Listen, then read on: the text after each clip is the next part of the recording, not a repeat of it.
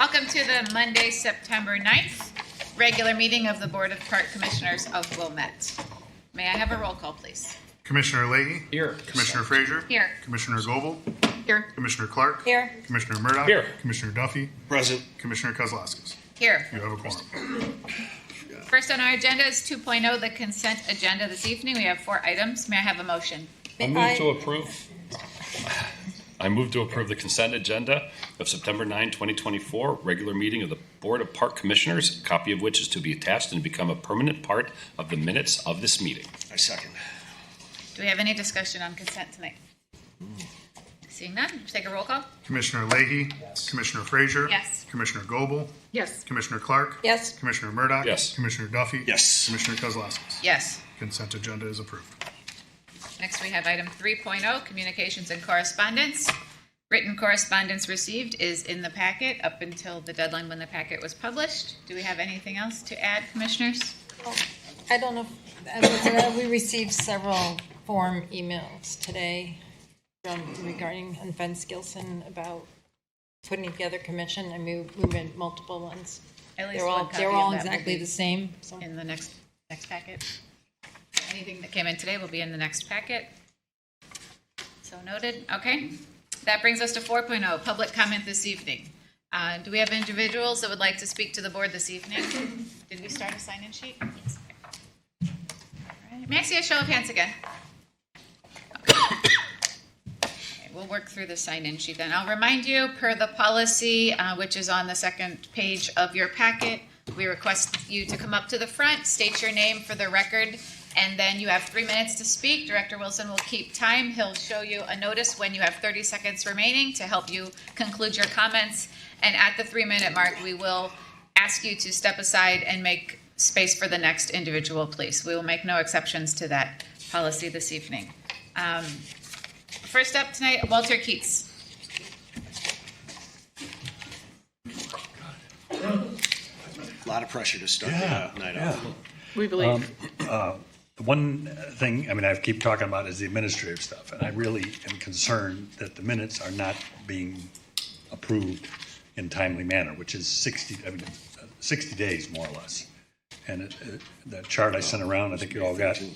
That's something that's the legal requirement. It really should be followed. And I think as board members, you can see here. I mean, where's June? This is September. June would be July, August. It should have been done in August. July should be done this meeting because you only do it at the board meeting. So when you don't see them, that means they're late. And so the other thing I did comment about was coming up with some sort of a consulting or committees or something to deal with the Beth Hill thing. And I just want to clarify, when I used the word bandwidth, the implication was not that you couldn't do it. It's that it's a time thing. You got all this other stuff to worry about. And I think that's a huge project that's going to require stuff. And I think you're going to need some help to get that done. So those are my 2 comments. Thank you. Thank you. Jeanette Whistler. I'm not quite ready. I'd like to hear the staff reports. Is it possible I just have like a minute to talk? Our agenda is always the same. Public comment is at the beginning of the meeting. The staff reports are published in the back of the packet. You may read them.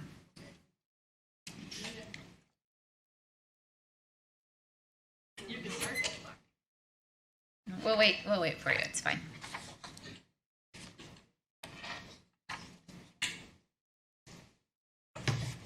Are they both working? Yeah. Yeah, they're you direct. just- Stand My in the name is center. Jeanette Whistler, and I live at 1211 Chestnut in Wilmette since 1968.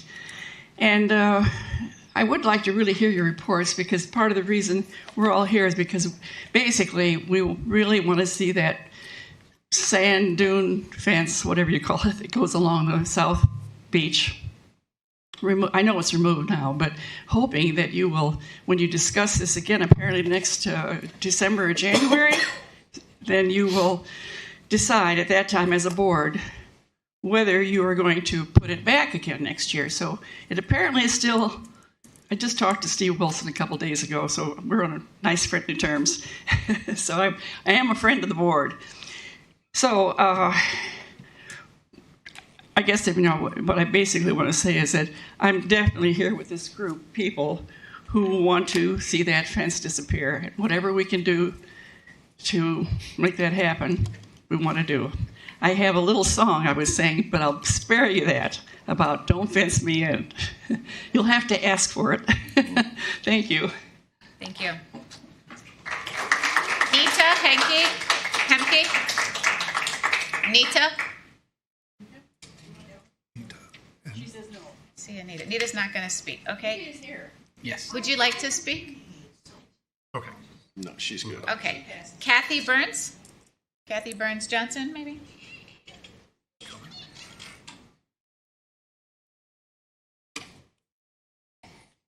People confuse the sign sheet with the speaking sheet.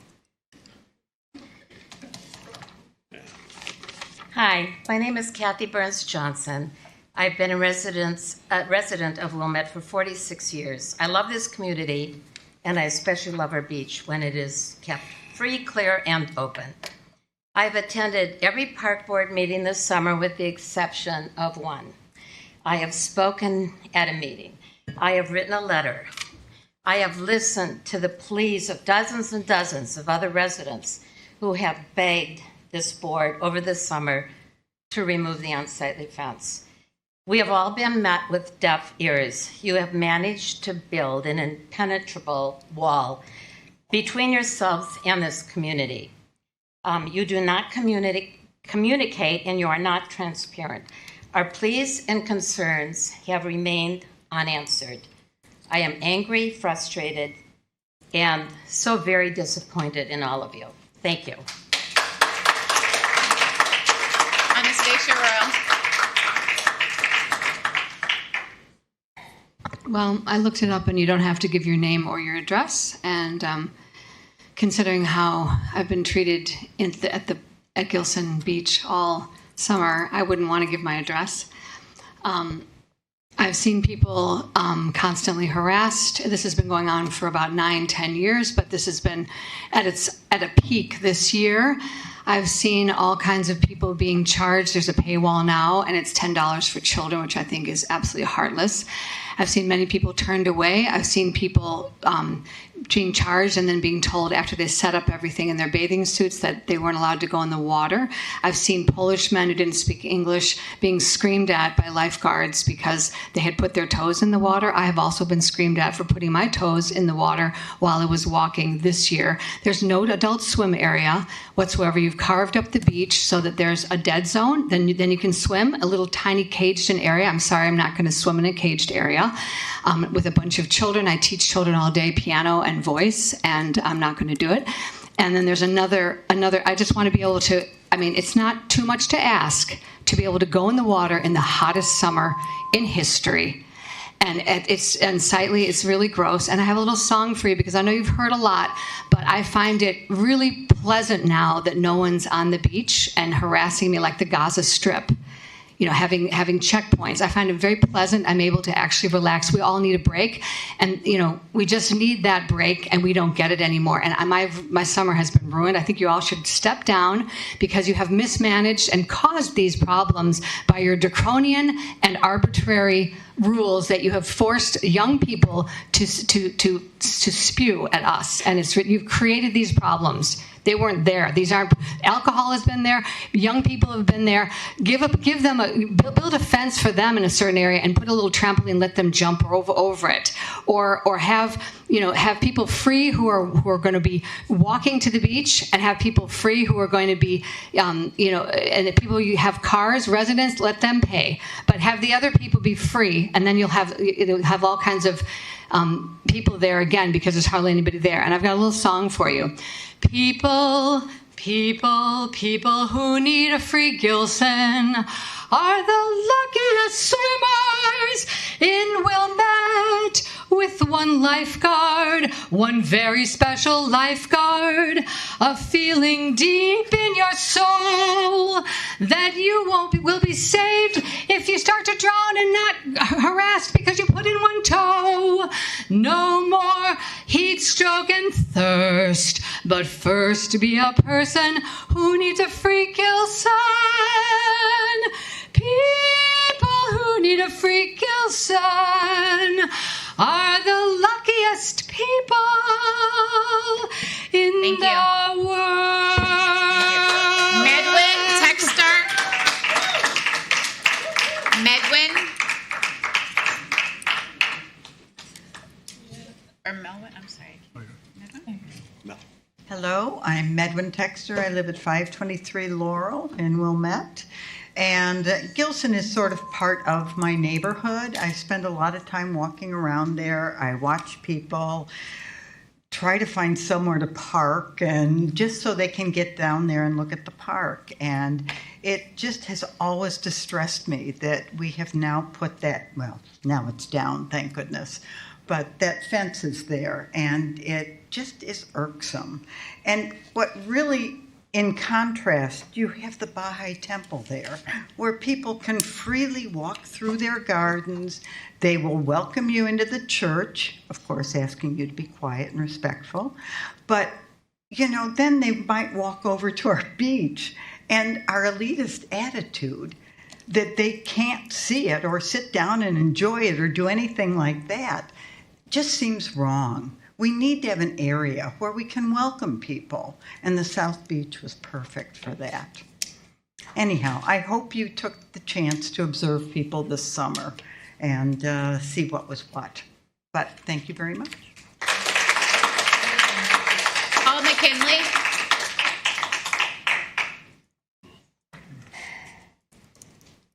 Hi, so I want to make a comment on the reason for the fence, which was in part because of incidents.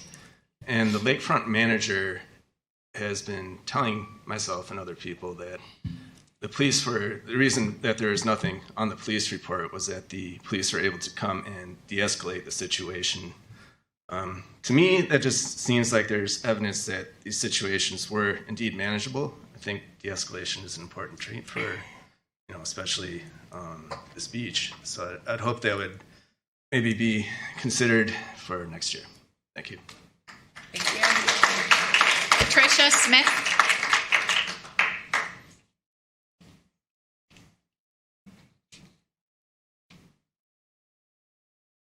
I am Patricia Smith, and I have to express my relief coming down to the beach now and having the fence gone. It just felt like a feeling of such lightness and freedom. I have to say I had a little PTSD, post-traumatic stress, when I saw the other fences that are currently in now, because it brought back such a negative feeling of what we've had to deal with all summer. So I've been kind of thinking about the meaning of fence. And thanks to Jeanette, I had the same song in mind about Don't Fence Me In. But I began to look at the definition of a fence. And from the Cambridge Dictionary, the definition of a fence is, quote, to limit someone's activity in a way that annoys them or makes them feel unhappy, which I think is all of us here. So I say to the group, never again 2025. And then to elaborate a little further on fences, I looked at how restrictive they are or containing of movement. Fences kind of make you just feel like you want your whole body to kind of scrunch up. It also indicates an absence of freedom. A fence gives the message, keep out or you're not wanted.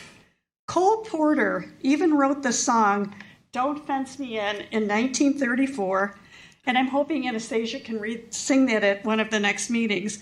This was during the Great Depression when there was tough times, no money, no jobs, or even food. Unfortunately, we're not at that place currently, but many people are affected now by economic restrictions and the threat of freedom. I think many of us felt this way when our beautiful new view was obstructed this summer without warning. Our group here, we will continue to express our strong feelings and to never allow this to happen again. Repeat after me, never again. Never again. Oh, yeah. Thank you. Cheryl Balaban.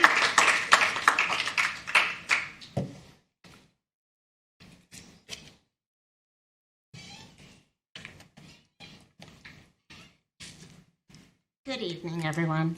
I just want to say I'm heartened by so much support from the community because it's obviously something that's touched a lot of people. And today when I was thinking about if I would speak, I went to the website of the Wilmette Park District. On the very front page, underneath the seal, it says, Wilmette Park District, enriching the quality of community through creative programming for people of all ages and abilities while protecting open spaces and natural resources for future generations. I'm sorry, but a fence around an open space is not an open space. This policy, there was a drastic change, seemingly while we were not looking. You have an involved community. Nobody seemed to identify a need. No one was informed, we're going to put a fence up and restrict and add services that no one had asked for. If the purpose is safety, I'm curious to hear, I understand that there were security people brought in for nighttime shifts, and I'm wondering if that has perhaps solved the problems that were in the past that no 16 or 17-year-old should be dealing with anyway. In my opinion, we could have substituted security for a fence. The second thing I want to mention is, why are we monetizing every resource that we have in this village? We are the stewards, not the owners. Thank you. My fiance and I spent a beautiful day in downtown Chicago. Every beach was free. There were free fireworks. People were walking around safe. There was a police presence in case people were over imbibing or otherwise overacting on a Saturday night. Why do we have to charge for the beautiful resource that we have? The other thing I looked up on the website was this thing, the things that the Wilmette Park District is seeking to as an overarching view. And one of the tags was responsive. We encourage community input. We listen with an open-minded attitude, responding proactively to identified needs with actions that serve all populations in the district. Well, you've cultivated the blank face in order to hear us out. But as others have expressed, it's really frustrating that we never get a direct response on this. We're not fooled by an unnecessary carpet on the sand. Thank you. We're infuriated by what we perceive as a patronizing attitude of, we'll do what we deem best. While the community is telling you clearly what we think is best, please work more cooperatively with us before the elections come. Thank you. Karen Berry.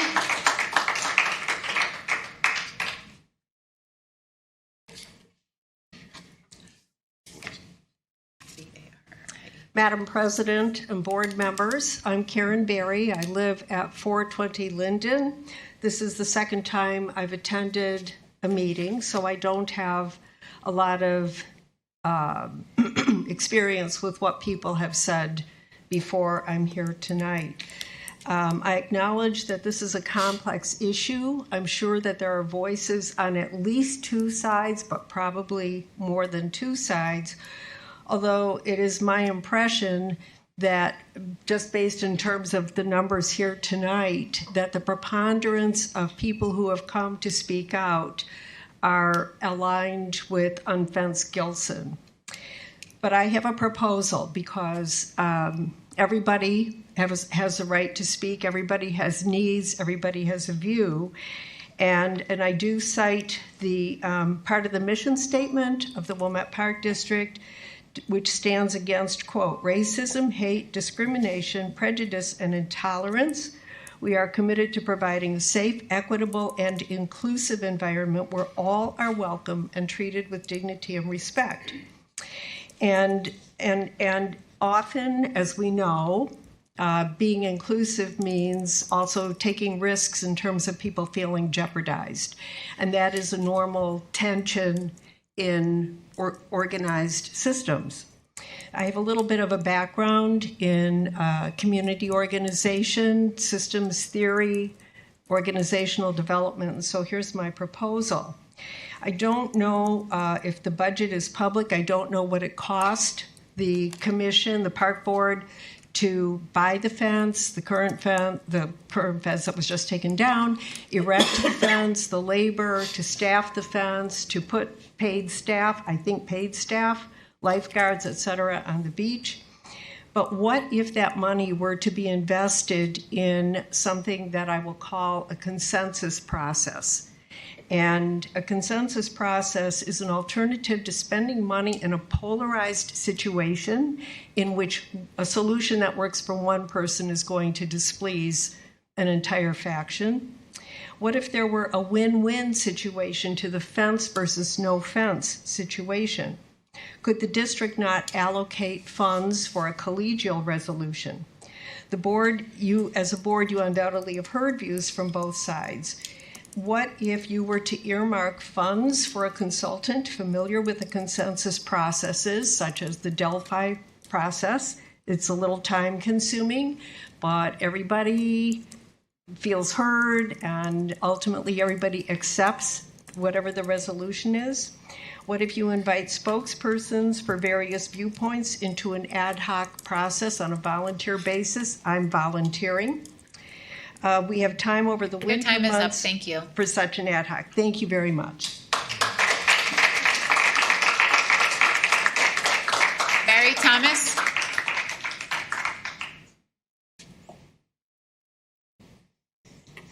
Hi, my name is Mary Thomas, and I've been to a lot of the meetings. I echo a lot of what everybody has said over the months. I echo what Anastasia said about this was my most conflictual summer at the beach in 50 years, and that includes going to the beach with children, which can be very stressful. I found lots of adults arguing with me. I found lots of teenagers arguing with me over the same kinds of things that she's talking about and many other people have talked about. When I went down to the beach this weekend, I almost had to laugh because the sand fence was down, but the joke was, now there's chain link fences everywhere. And it was like, hey, if you thought that other fence was bad, look at the one we've got now. Now, I know this is temporary, but my point about the chain link fences is there's no communication on any of those fences as to what's going on. And I don't understand that.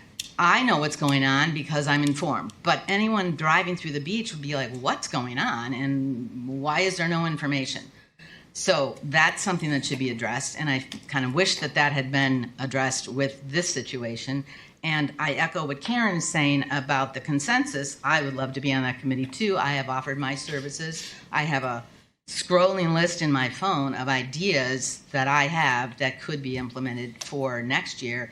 So I strongly encourage you, if you really want the community to be involved, let us. Those of us who I've told Steve, I want to be involved in that. There's a way to brainstorm and come up with other ideas that could be workable. And I did talk with an Evanston resident today that said the Evanston beaches are free on the weekends. That's another one of the ideas I had is why don't we have a free day? Anyway, I have a whole lot of ideas, but I would like to see communication, and especially now with these new fences, please put up some information so people know what's going on. Okay, thank you. Thank you. Lee Goodman.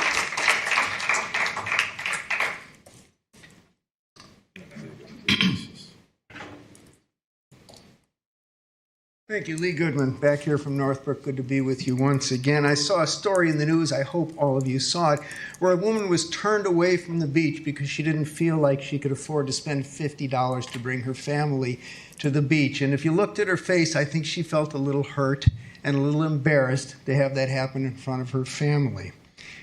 When you put up fences, it gets a message across to the people who you're excluding. They know you don't want them. And that's a very bad feeling to have. Let's take a look at how it looks across the world and across time. If you go to the border we have with Mexico right now, that started out with a strand of barbed wire turned into a fence, turned into a wall, a higher wall, a bigger wall, a whole military encampment. And now what happens is if I go or any of you go and want to walk into Mexico, you don't have to show an ID or a passport. You walk into Mexico, and when you come back, you walk right through. You have to show your passport. But you walk past a whole line of Mexicans, people who have their papers, who have visas, who have entitlement, and who will get in, but they have to wait in the hot sun for an hour, and you get to walk right by. And those people know that you're being treated differently, and they know that these policies were set up because you don't feel that they're quite as equal or quite as deserving as you are. If you go and you take a look at Israel, everyone likes to say, why can't they just get along? Well, there have been fences put up there for decades separating people. Is it a surprise that they're having trouble getting along with each other? Take a look at the Berlin Wall. When it came down, all of a sudden we realized everyone could get along. These were all just people. These were neighbors. These were fellow countrymen. Or if you take a look at the Warsaw Ghetto, that started with a wall. People say it's a different world. We need to have security now. Well, maybe at airports you do, but not at a beach. And what you've done is use security as an excuse for a policy and practices that separate one people from another people. And every one of those people knows that you don't trust them, you don't feel that they are deserving, you don't feel they're capable of behaving themselves, and they go home with these feelings, and it reflects on you, and it reflects on the town, and reflects on anyone who they think supports putting up these barriers. Your fence has consequences. It changes everything. Thank you.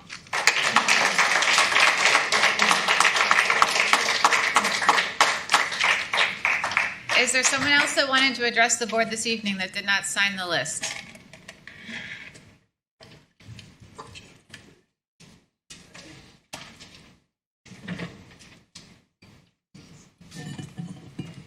I'll start today by pointing out the troubling observation that not one of us who regularly spends time at Gillson has seen any of you commissioners there this season. You claim to be stewards of this lakefront, but seriously, how can you make informed decisions about a place you never visit? At the first board meeting after the fence went up, each of you were asked if you had sat in the benches in front of the fence. We received no response. Not from one of you. Now let's consider the fence and fees in the context of Wilmette's troubling history with other exclusionary practices. For decades, Wilmette participated in redlining that stopped blacks and Jews from living here until the practice was banned.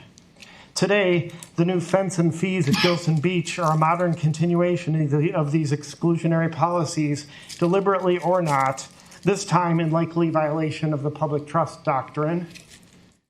Restricting access to our shared lakefront disproportionately impacts lower-income families, groups of people who already face long-established systemic barriers.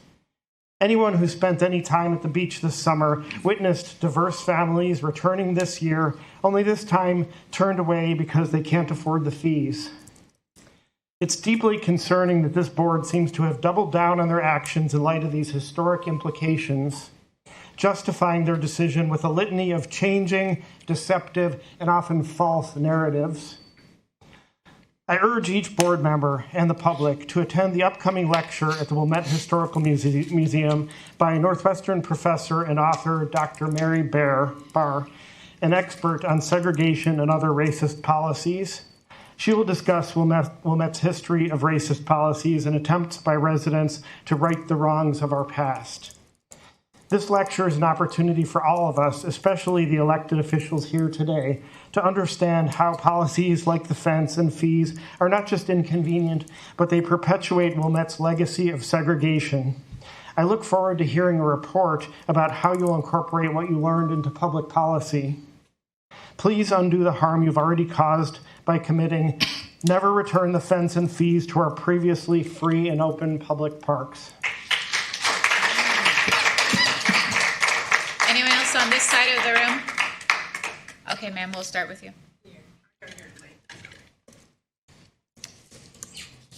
Okay, please state your name for us. Connie Siegel.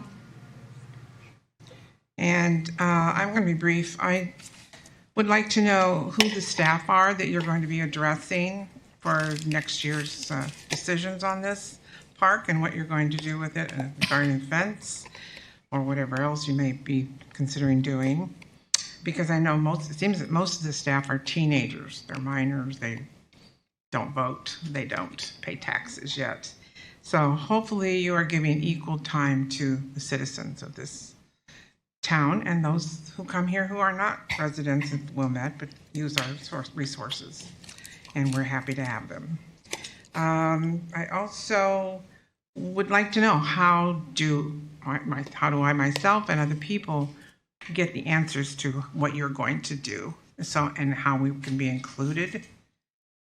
I've never come to meetings until this summer, so I'm new to this, and so can somebody at least tell me how that works?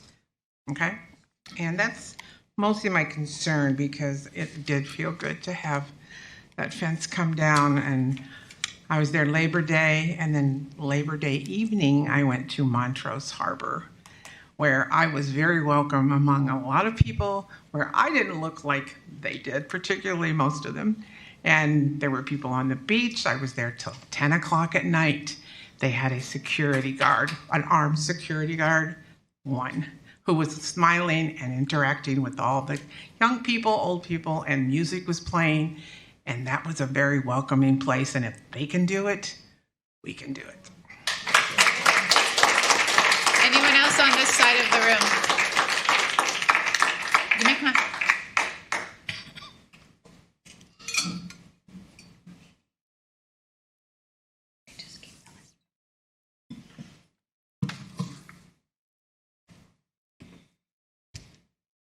Hi, my name is Susan Hemmerin. I am a resident of Wilmette. I am also a person with a disability. And I wonder the extent to which members of the board have taken into account the way in which the fence policy has disproportionately impacted those with disabilities. Now, I am certainly capable of walking down to the beach, but I have heard and know of people, some of them older, whose ability to enjoy the beach is basically sitting on a bench looking at the beach, usually from South Beach.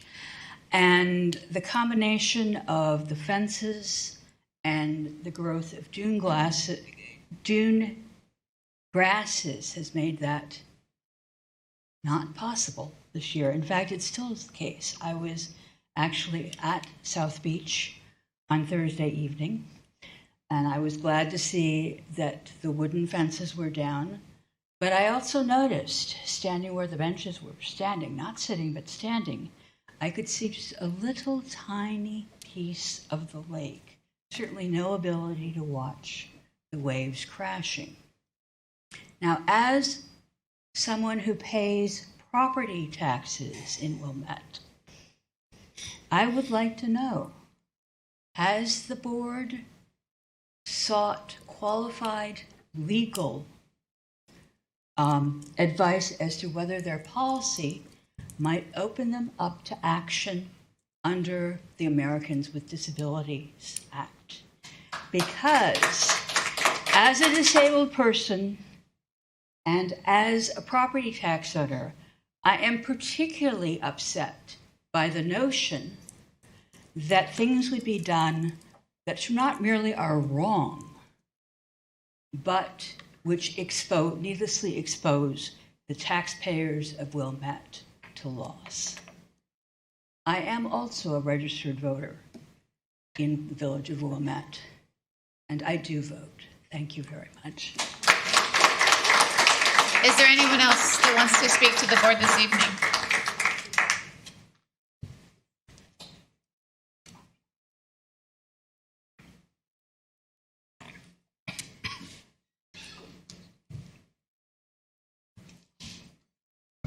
Hello, my name is Nancy Goodman. This is the first meeting with your board that I've attended, but I've been kept abreast of this issue by way of my husband Lee and Jeff Axelrod and others. I support everything that has been said this evening in terms of the movement to unfence Gillson. What I'd like to speak to is your approach to this. I've been to a lot of board meetings, Park District, Village Board, in numerous towns on numerous issues. It's always surprising and unsettling how often we see that the board votes in a unanimous way.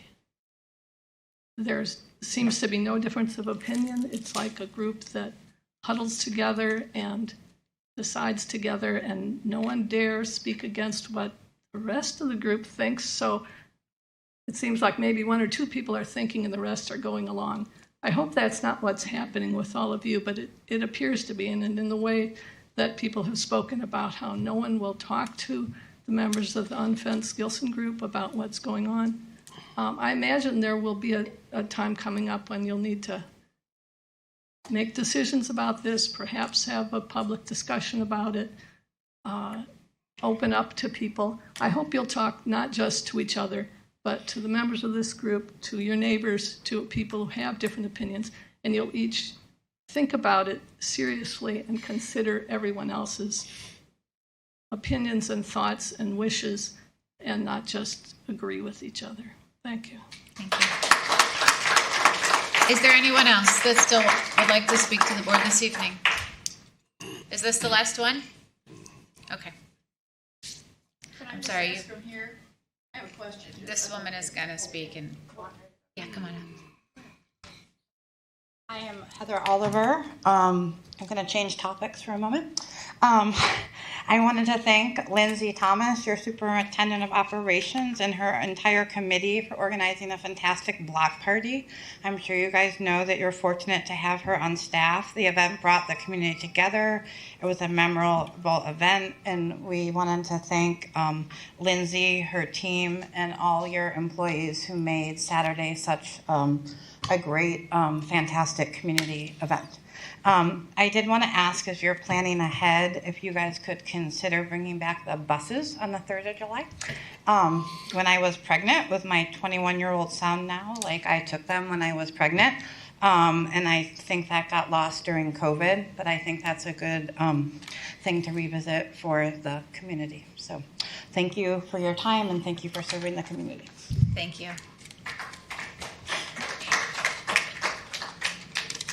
So that concludes, I'm sorry, ma'am, you had your, you may submit an email to us with the questions. You may email the board, public comment at Wilmette Park.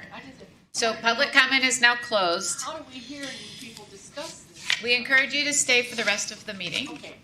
And recordings of previous meetings are always available online on the district website, where you can review them as well.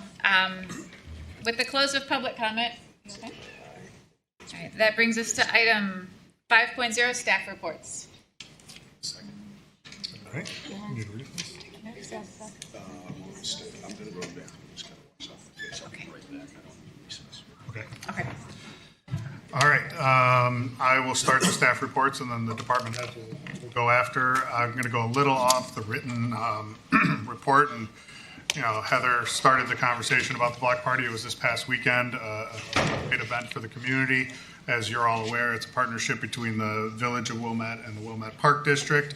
And I just want to extend a thank you to all involved, starting with Lindsay, who led the planning and the execution, including the volunteers from the community that helped make sure everything took place as planned during the event, our staff who all volunteered, our parks and planning department who were there at setup and takedown and throughout the event, making sure everything ran well. Public Works for their street closures and all the work they did in setup and takedown. Police and fire for making sure it was a very safe environment, and then the staff at the village who were on the planning side, Sarah and Ashley, who were very vital in helping our staff do the planning of the event. So great event. I was sad to miss it this year, but I heard it was fantastic from multiple people in the community. So thank you to all involved, and we look forward to doing it again in the future. Getting to the written report, I start with beach operations. With Labor Day, the swim season ended, and this year was a little bit different than last year as we added 2 new swim beaches, one at Langdon, one at South Beach and Gillson Park. And as we heard several people mention here tonight, the dune fencing at South Beach was removed in the days following Labor Day. And as we've talked about previously, and as we heard people speak, we do need to determine our process on how we're going to determine what 2025 looks like. So more information on that to come as that gets fully developed. Say again? Oh, yes, sorry.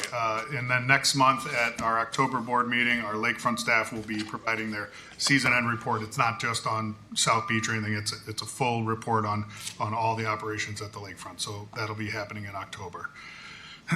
Moving on to lakefront construction, both Langdon and Gillson Beach have begun their work. That is the fencing that you are seeing down at Gillson. The tree protection fencing and construction fencing is what is getting installed. The work is to do sewer work, roadway work, and some sidewalks. We are still working to get the final permit for the work in Gillson. We have all the permits needed for Langdon, and that will move at a little higher rate here in the coming week, comparatively. Moving on to Beth Hillel. Sure. Will there be signage at those locations? That was one of the questions that came up. Yeah, for sure. So we've added signage at Langdon as all the fencing has been installed, and the same will happen at Gillson. We have signage with QR codes. You scan it, it takes you to our projects page where all the most up-to-date information will be available. And as you said, the Langdon signage is in fact up. When do you expect the Gillson signage to be up? Christy, when do we think fencing is going to be installed enough to do that? Probably when they have MWRD. So we'll get the signage out there as soon as we can. Yeah, I was going to say, shouldn't the sign be there now? Yes, we'll get it out there. Okay. And that'll be inclusive of some wayfinding signs, right, for people who walk the park, like me, a daily walker at Gillson Park. I think the wayfinding signage, as the circulation patterns change throughout the phases of the project, will be changing and going out. Correct. So the project is obviously very fluid with the different phases. So we do have some construction fencing that's up along phase 1. Once that's closed off, they're about the size of an 8x11 sheet of paper for the QR codes. I think that we're going to try to work to get banners so we can put them by the major entrances, exits, walkways, so that it's a very visible sign with the same concept, the same wording. Scan a QR code. So they finished some of the fencing on Friday of last week. They're going to have to come back out because some of the tree protection fence was not installed properly. We have a site meeting tomorrow to discuss a little more of the phases. We're trying to knock out some of phase 0, which is the utility work, because we do have the Village of Wilmette's permit. So we're trying to figure out tomorrow how exactly the timing will be and when the project will start. And then we're going to get all the signage that we can out in the park. And you are correct, there will be wayfinding signage. We are going to be taking some black bags and closing up some signs so that people aren't confused that this was always an entrance, but for the next 3 months, it might be an exit. So we will be fluidly working on all of that. And I expect after tomorrow's meeting that we'll have a really good idea of when we are posting all the signage and when we'll be able to start the. Shouldn't the signs really have been up already, though? Because, those fences have been down there. I've seen them down there for a week, and there's no explanation of why they're there. And, this project's, been in the books for a while. Talking about banners, but shouldn't they be ready already? I'm just kind of thinking this is all. Sure, we will get on it as soon as possible.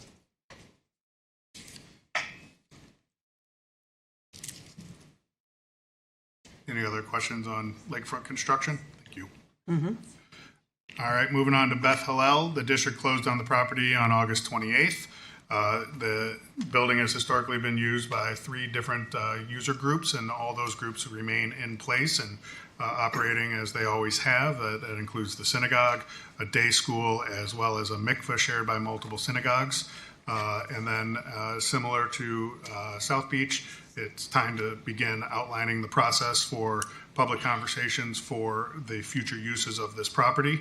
And we will incorporate any sort of plans and any dollars related to that in the 2025 budget.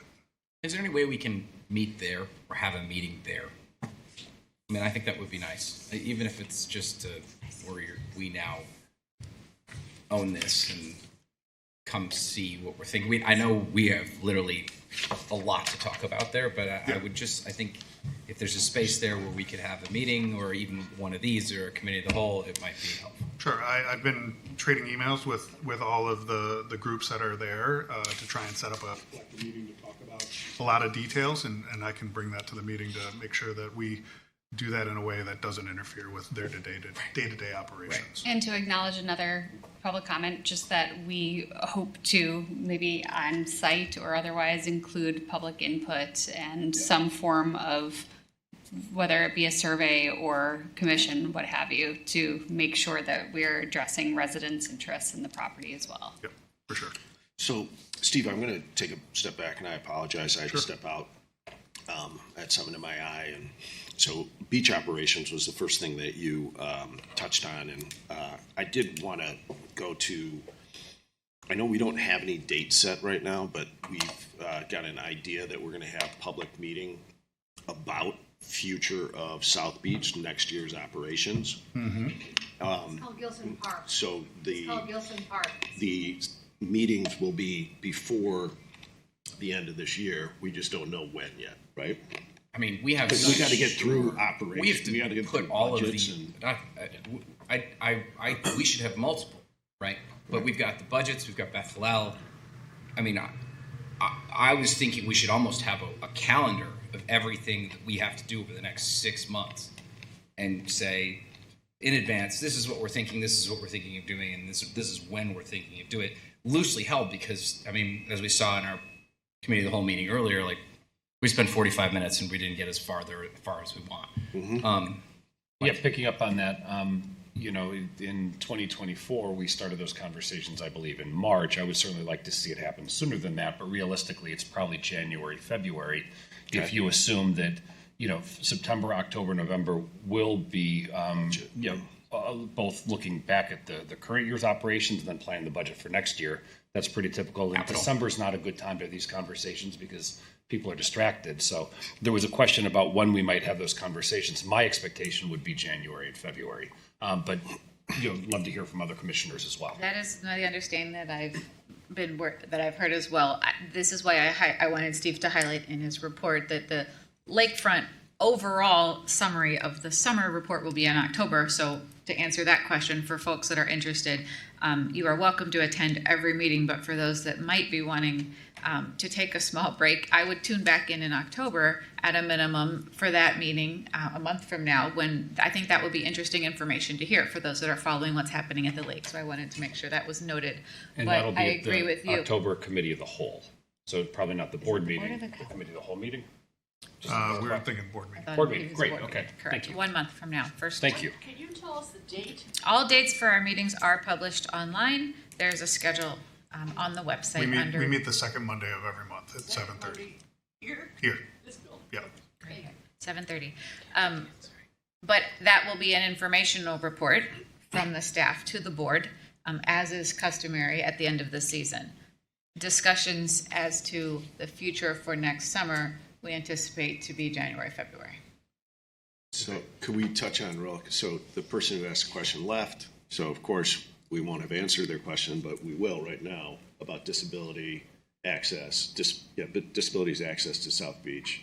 And have we consulted any legal counsel about our exposure to any liability, if at all?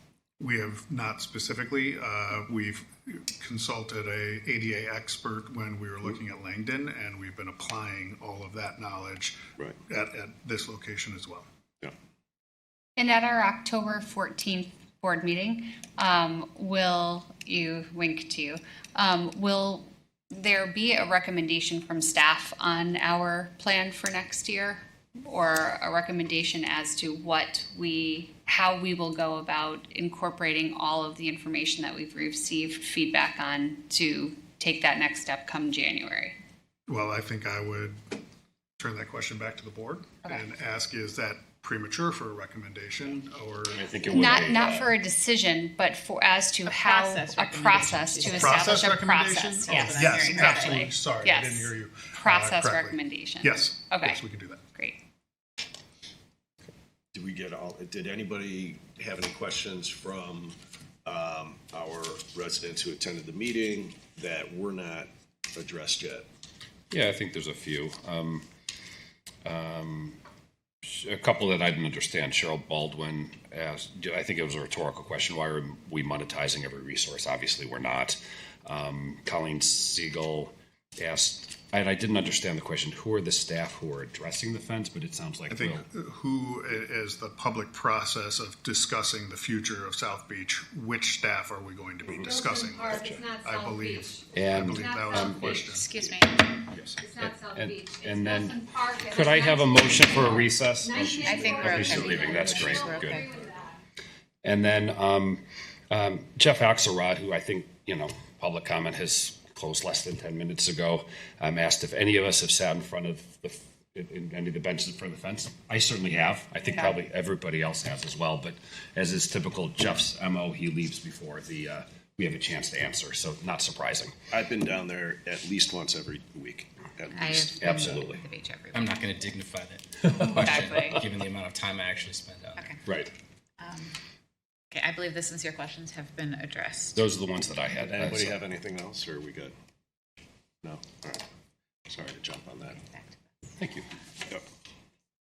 All right, and then lastly, Wallace Bowl restoration. I mentioned at the committee of the whole meeting, but again, I just want to report that the consultant hired by the foundation to do a feasibility study for the fundraising for the restoration project at Wallace Bowl came back and gave some feedback about the likelihood of raising $3+ million is not high, and that the number is lower. That a lot of the feedback from the individuals interviewed in the community about being potential donors.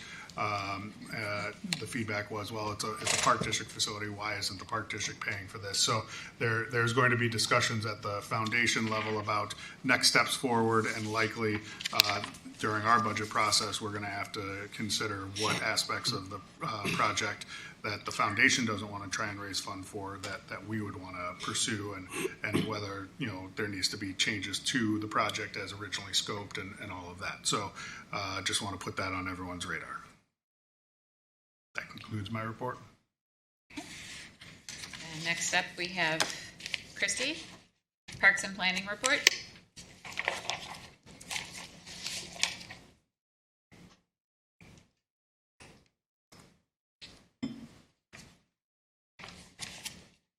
All right, as mentioned a couple of times this evening, the fence at South Beach was removed on Tuesday, September 3rd.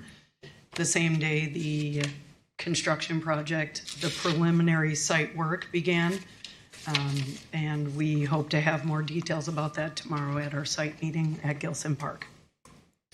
Also, as mentioned, we have all of our permits for Langdon Park, and similar to Gillson, that project also started on September 3rd. Similar to Gillson, preliminary site work was last week, and today they started rolling in a lot of their equipment and their vehicles to start the actual construction project. So we're real excited that both of these projects started last week. Any questions on those? Are we okay with the neighbor who had encroached onto our property with some construction that they did? Patio, yes. So that's all out of the way. It's not going to impede Correct. our progress. It has been removed, yes. Thank you. Field permits. So we manage the rentals within some of the outsourcing. So football, soccer, lacrosse, they rent field space through our department. So we have lacrosse at Gillson. We have soccer at community playfields. We have fall baseball. So our staff not only take the permitting process, but they also prep all the fields. So they're lining them. They're doing daily field preps if it's an in-house league. So that all of those sports have started, whether it's practice or games, as of today. They've all been out playing in our fields. The park staff. So they are the staff that do all of the field prep. So they're setting up goalposts, they're setting up the soccer goals, they're lining the fields, and they're also doing all of the turf maintenance. So they're seeding, they're aerating, they're putting down fertilizer to make sure that those fields can sustain all of these users. So we're seeing really great results at community playfields. Good and bad, we haven't gotten a lot of rain. Good, because the fields aren't getting wet and getting trampled. Bad, the fields obviously in other areas need that water. So we're seeing a great start to the season. One of my really big goals was to get both production mowers mowing at the same time. And that's why I put that picture in there, because I'm really proud of them that we were able to finally do that. What's this down at the beach with the? That's over at Langdon. Yeah. So I'll go to the next page, but we also mulched at Malincrot, the planting beds. No, you're good. So we got a report that there was some debris still in the water. And when they went back, they dug in about 5 to 10 feet, and that's like a disintegrated plastic barrel. We found some wire. So that was removed about 2 weeks ago. Oh, okay. The pictures above that is as we're working through the nature play areas, we're learning a lot. And the benches at K Park were starting to show some signs of decay. So they've done a ton of research, and they created like a jigsaw station, and they removed all the decayed wood, and then they sealed and epoxied them. The picnic table that's in the picture actually has the Wilmette Park District stamp across the top of it too. So they use like some spray paint to stamp our name on the bench, which I thought was really a cute addition of them. And then we are also working through the memorial list. So whether it's benches or trees, we've been actively installing benches, and we've also been taking people off the list for the trees. And then tree work. We do have our trees ordered for fall planting, but just what we've done over the last month is some storm cleanup. We had a lot of storm damage, so branches, limbs, and then also we had some dead trees. We lost a really big willow at K Park last week. So we're thinking that got hit in the storm, and we didn't see any of the damage right away, and then it was vulnerable and weak, and it fell over. All right, building services. If you haven't been to Centennial, it is a world of a difference. Oh my gosh, it's amazing. Yes. So we had 101 incandescent lights at 650 watts, and we replaced all of them to 386 LED lights. And the change is remarkable. It looks so much better. There are no shadows anymore. It's crazy, right? It looks like daylight all the time. It's amazing. Yeah, so we worked on that for about 2 weeks. That was all in-house, so we saved money by doing that with our own staff. We had a couple of rooftop issues. We cleaned the coils on our units. That's just preventative maintenance that we do year-round to make sure that there's no issues with the unit performing. And then we had a disconnect fail on one of the rooftop units at CRC. This was the original disconnect, so it lasted for many, many years, but we did have to replace that. Those are good-looking fuses. I was gonna say, flux capacitor. Right. And then Malincrot, so the wood shop is very original, let's say. It's got a lot of love and charm. And water. Yes, and water, yes. So as we try to improve the operations out of that building, because we do use it as a wood shop, we store items there. The staff work to put up a wall, and then they drywalled it, and then they built shelves to help with organization. They were really proud of this, so we wanted to make sure we included it for them. Any questions? No. Patrick, you're probably as proud as you are of these pictures, right? I appreciate you doing it, not me, because you just give it so much more. I'll tell you, I miss the days of you doing it. I'm Do sorry. you want to share about the staff workday that you had? I thought that was pretty cool. We are working to plan a staff workday I with. saw a bunch of staff planting out front of Centennial, or I'm sorry, out front of the CRC, so I thought that Yeah, was the that's day. just our people. So we are working with Lucy to plan a staff workday. It will be probably a 3-hour window. We're thinking K Park will, as the Parks and Planning staff, will lead a couple of these events. So one's going to be mulching, small scale tree pruning. We have a ton of scum and algae in the pond that we're going to hopefully get a couple of people to put some Gordon fisherman pants on and get into the water with us to get some of that stuff out. But we do plan on working with Lucy. We're thinking late September, maybe early October for that. Spoiler alert, sorry. Yeah, we're looking forward to it. All right, thank you. Thank you. Might ask Steve if we Dave? could do that, but now that I know there's waiters involved, I'm even more Now you wanna sign up, right? excited. Yeah, so we'll let you do the first one, and maybe you won't be able to keep us away next time. I'd like to continue Steve's comments and thank Lindsay and the Park District staff and the village staff for an awesome event this weekend. I had a great time. I know my family had a great time. It was just, it felt good to be here. It was a very cool thing. So that was awesome. The month of August is our big transition month where we pump the brakes and end our camp season and we jump right into the fall programming. And our staff's done a great job of making that transition. We did learn along the way that weird week when our programming starts and the school year starts and the kids start halfway through the week and we've started our programming. And I know for me it was a little anxious because I had to remember to get my kids someplace and then school was starting and it was a hectic week. So we've kind of reflected as a staff is that maybe next year we will treat that a little bit differently and plan a little bit more accordingly and be sensitive to the needs of families as we're programming during that week in a kind of a crazy time. So that's one of our August lessons that we've learned so far. But as we look into August and we started our soccer program, which has over 1,000 kids in it. It's a huge program. It's really great. Saturday mornings, just soccer everywhere. It's pretty cool. As part of our preparation for our soccer season, our new sports program supervisor, Kathy, she brought in a colleague of hers she's essentially the wellness director for the Chicago Fire through the entire organization, youth through their highest level team. So she came in and spoke to our coaches about some of the philosophies of youth sports coaching and some tips and tactics that work, from kindergartners all the way through professional soccer players. So I got to be a part of that conversation and listen to the comments and thanks to the coaches afterwards. And so it's those kinds of gestures that I think that are going to make a big difference in the product that we provide to the community. So it was very cool to see that kind of high level coach training going on in our community. So that was a very cool thing for us to see.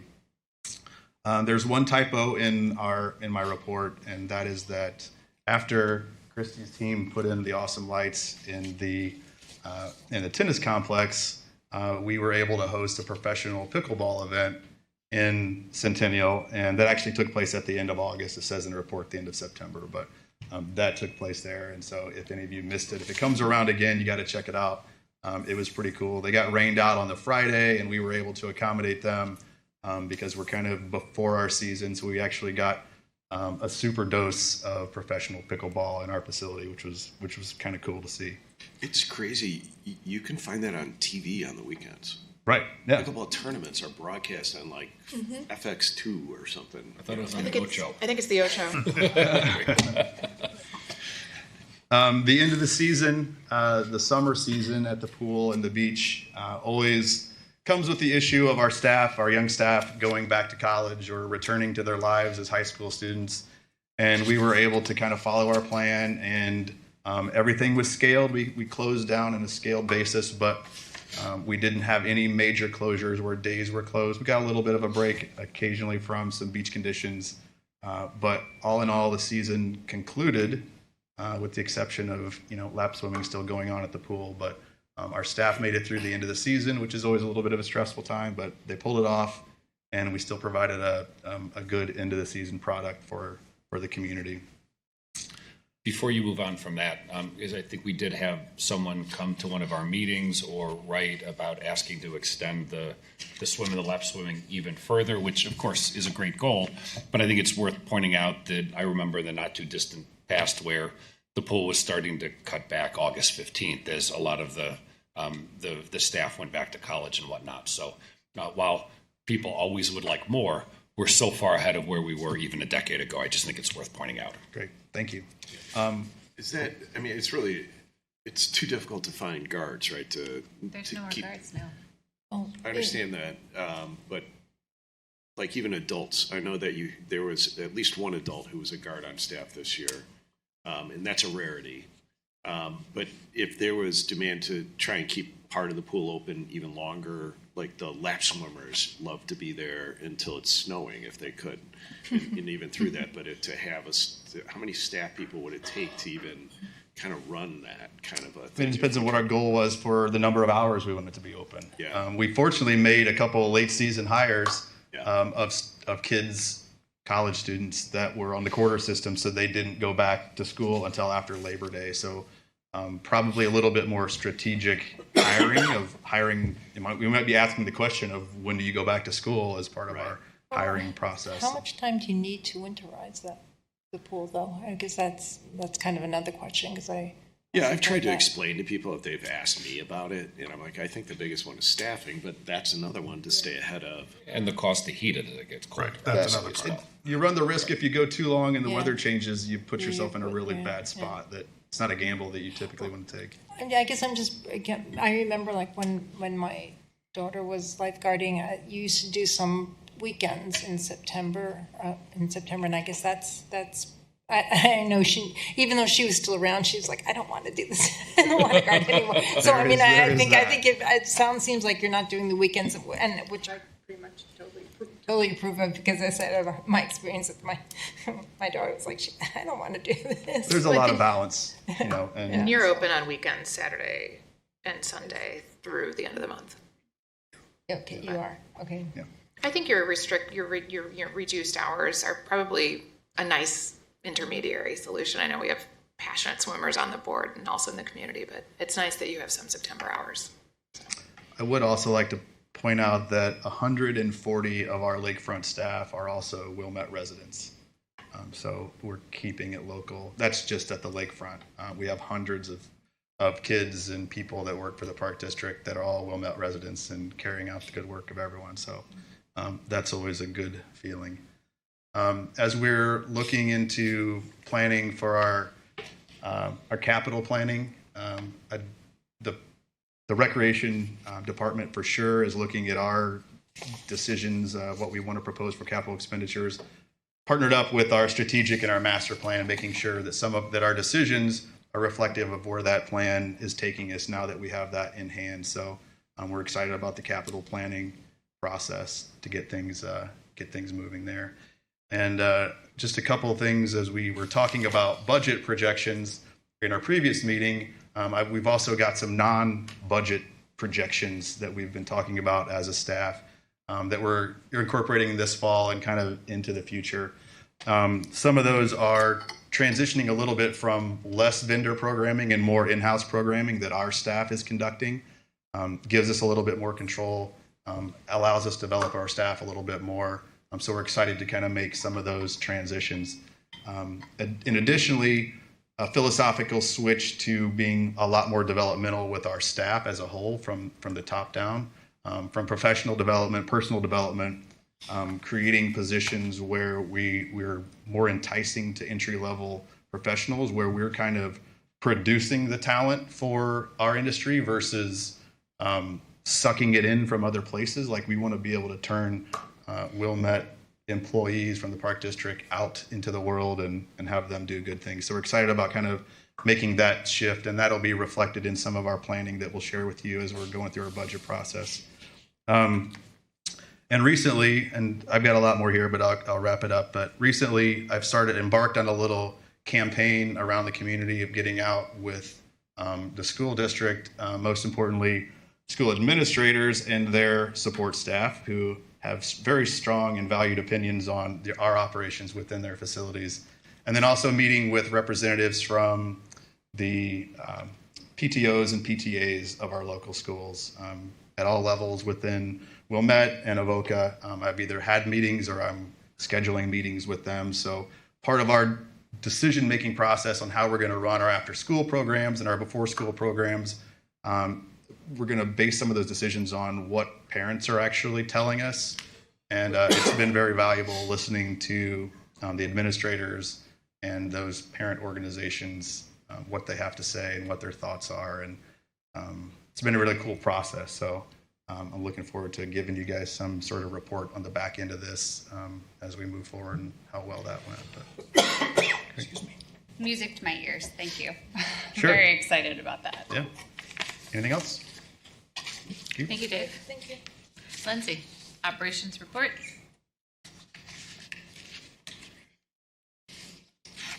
All right. So we'll start off with a little bit of an update on the comprehensive and strategic plans. So the final action plan was delivered from Barry Dunn on August 5th. So although the board approved the plans on July 8th, it still took a little while for them to deliver our actual full plan for all of the strategic priorities, the objectives, initiatives, and tasks for us to move forward as a staff. Once those were delivered, Superintendent Solberg, Director Wilson, and I met with Steve Conters from Hitchcock Design to go over in a little bit more detail some of the tasks and a little bit more information. We had some follow-up questions, and he was great. Came out on site, met with us, talked through all of the vibrant open spaces in a little bit more detail after we've had some time to digest it again. And we're still waiting for a few pieces of feedback from him. But that was a really nice, kind of kickoff to our next steps for our planning process. After that, on August 28th, our internal committee of the Comprehensive and Strategic Plan, it's made up of 5 different full-time staff members from various areas of the district. We met and sat down and started talking about what is our role and how are we going to help roll out this plan. What are our first steps? What types of signage do we want to post up around the district so we can make sure that it's a front and center thing in everybody's minds. And the first thing that came up was the budget. So from there, I've been scheduling meetings with different departments to talk about just the 2025 budget in itself for any item on our action plan that has any dollar assigns associated with it. Andy Tanucci from Woodhouse Tanucci provided us kind of like cost estimates for what he felt as though would be items that cost money and how much that would be.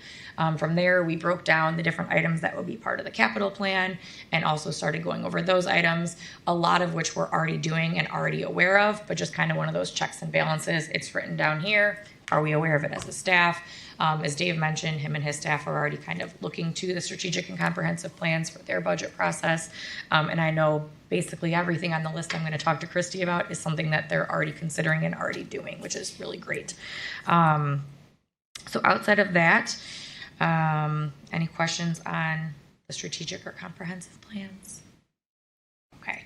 Moving on to our round of policies that we've been working on as staff. So at the next board meeting, you guys, or at the next committee of the whole meeting, you guys will receive 13 or 14 policies to review.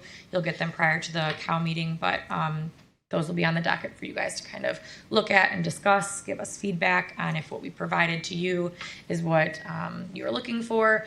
The review process has gone through our attorneys already. They've had some questions here and there and some recommendations. And then the second round will be going out to them later this week. So there's only 4 or 5 policies in that second round, and hopefully you guys will get those by the next COW meeting as well to continue to move that process forward. So that's exciting. Next up is the registration portal. So the feedback window has closed for all of that. We really appreciate all of the time that all of you guys spent looking through the site, as well as all of the focus groups and the public that we sent it out to. We also sent it out to our staff to get their feedback. Really positive comments thus far. There were a couple things that we were like, oh, yeah, that's a great comment. Let's tweak those things a little bit more. And then that registration portal will be rolled out with the late fall programs on September 17th. We'll have kind of like an informative video. There'll be some highlights of what's new and what's different, talk about the wish list, how it works, and just what to prepare people for. So we got a lot of really great feedback. It looks awesome, and I'm really excited for this next step in to ease the process of registration for all of our patrons. And then for like the 5th time to talk about tonight, the block party happened on Saturday. I can't go without talking about it because it was really awesome. I saw many of you guys there. And it was just, to echo what everybody said for the village, our personal staff that were there, we had Jack, Matt, and Javier, and then their crew who was there all day working on putting up lights for people, putting together signage, assisting with popping up tents, putting out tables, chairs, all sorts of things that really happen behind the scenes and before it gets going, that you don't really think about that you need in order to actually have a fun party happen. So they were really essential in that process. And then Sarah Pfeiffer and Ashley Siegel from the village were awesome.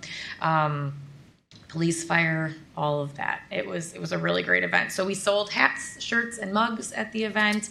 If people didn't get one, they're happy to. We'll put out another post of how to purchase them through the Park District. But it was really fun. And the question we keep getting asked is, when will the next one happen? Will it happen? Yes, September 6th, 2025. You can mark it in your calendar. So that's all I got tonight. Any questions? Great job, Lindsay. Thank you. It was a lot of fun.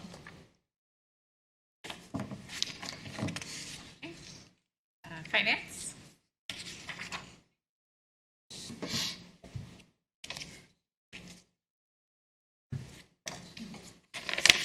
Hello again.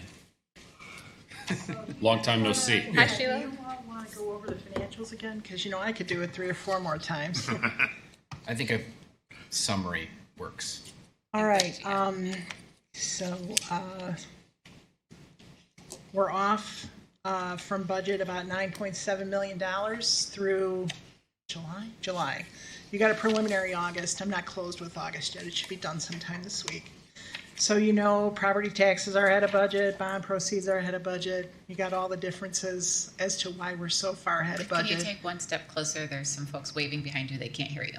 Just Oh, step serious? one step I'm closer so to the shocked mic. every time I hear that. All right. Like I said, of the $9.7 million variance, all of those lines explain what the difference is. A lot of them are timing.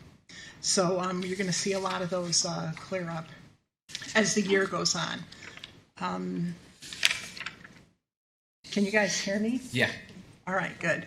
The capital expense, again, you know, we had a B&A budget and appropriations ordinance that was passed for like $9.2 million because of the purchase of the property. We're going to have a much larger capital expenditure for this year. So we're going to be doing some paperwork that we have to file with the county to get all of that. Just have to get that all in line for the auditors and for our spending. You see where we are in capital. There's only like one project that's going to be moved to next year, and there was some extra spending for a couple of other projects that's not going to happen this year, but it's an annual spend, so there'll be some in the budget for next year. Now, with respect to the capital plan for 25 through 35, I guess, I'm putting together a few replacement schedules that I received from Christy, and I'm going to try and get some information out of the comprehensive plan to get all of that in there. We're going to have some meetings before the end of September so that we have kind of a big, robust plan of what we would like to spend, and then we'll have to figure out what we can actually spend. So we'll have some pretty productive conversations, and then we won't see like a big spend next year and then $2 million a year after that. So that's what I'm kind of shooting for, to kind of make this really robust and get a big list of everything we need to spend. Okay. Unlike everybody else, August is not my busiest month. So August was spent cleaning up a lot of stuff and then getting ready for projections. I have reviewed all the projections, and I'm going to start having some conversations with the people, because I think I think that there are some obvious things that we can fix, but I could be wrong. Like, I don't know the details of what put all the numbers together. So I'm wanting to have a good projection number maybe by the end of this week or the middle of next week. I'll let you all know how that's going and who I haven't talked to or whatever, but I'm going to start with Dave and move forward after that. And there's an ATM machine at golf, okay, that we're not getting paid for. All right. As a matter of fact, we haven't received dime one since 2017. Yeah, go figure, right? I don't know. The contract is sitting on my desk. So it's an auto renewal. I just happened to get a hold of the contract like a month ago, and of course it's already auto renewed. So I was like, all right, well, you know, she said, I'll talk to legal, you know, to see what we can do about getting rid of it. But I talked with Steve, I talked with Adam. Nobody really kind of cares. Not that they don't care, but it's not really providing, I think, as much benefit to the people who go to golf as it does provide a liability to us. So I have some ideas about why that liability is a problem. And since we're not making any money, we're letting somebody lease our space for nothing, I just was kind of thinking that we're just going to pull the machine out. course, then I was like, well, this leaves this big hole here, but nobody seems to have a problem because we're just going to, patch that up. But that's the other thing that I have cooking. An amended B&A should be coming to you for review by the next count. Okay? So that's what I'm planning to have that done so that we can go ahead and get that approved at the next board meeting and then filed with the county next month. Okay?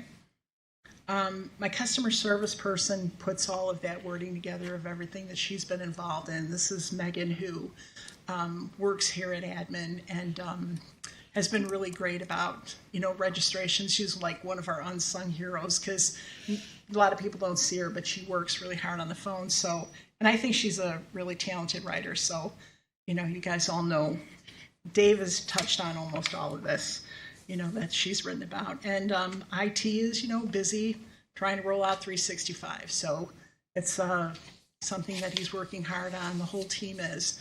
And we're looking forward to getting that done. There's been some other updates. There's other details on the, on the report related to that. Does anybody have any questions? I do have one IT question. With the new registration upgrade or whatever it's called that we've implemented. You mean the bandwidth? The increase. bandwidth resolution. Have we gone through 2 cycles now to Correct. see we're content with how it's working? Are you looking at have we already signed a commitment to that? Is it a case like season by season that we keep purchasing that, or what's going to be the annual cost now with that new structure that it sounds like we've decided to adopt? Okay, so I think we're happy with the way we're doing things now. There was a bandwidth increase that was agreed to across the board. Now, we will be asking for increased bandwidth from there for the camp registration. I think maybe 1 or 2, maybe it's just the camp registration might be the only one. There is an increased price for that. I want to say it was nominal, like maybe $6,000 for the year. I can get that number for you though, just to be sure. And the thing is, when registration goes down, all eyes are on Bill and the network people. So we figured for the amount of bandwidth that we would get normally, that price point was perfect for it. Like I said, I'll get you guys that number and tell you what the increase was. I think that for twice that sounds reasonable given the risk. So that's good to hear, because we may come back and say, well, I had it wrong and it is twice right, that. don't tell so. the vendor that. Yeah, right, no. And again, we pushed him and we're like, what do you think is the right number? And he thinks this is the number. We've had no issues since then, and we would then only increase bandwidth for the camp registration. So you could do like a 30-day increase or whatever, that is around that particular time. Yeah, I think it's like a 1 week. It might be just that one day. It's a burst. Okay. So, because, and, he's very budget conscious, very budget minded. So, almost to a fault, but, I appreciate it. So, he's really, I think that we thought this would be the right number for the risk and the reward that we would get out of it.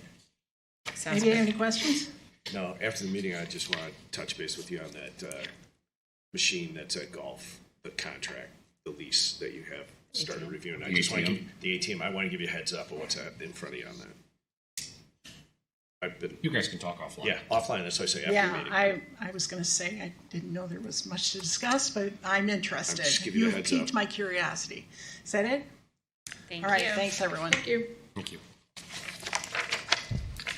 Any other questions from the board on any of the reports? Nope. Having no unfinished business and no new business, may I have a motion for adjournment? I'll move to adjourn the regular meeting of the Board of Park Commissioners September 9th, 2024. Second. Roll call. All in favor? All in favor, say aye. Aye. All in favor? Aye. Meeting adjourned.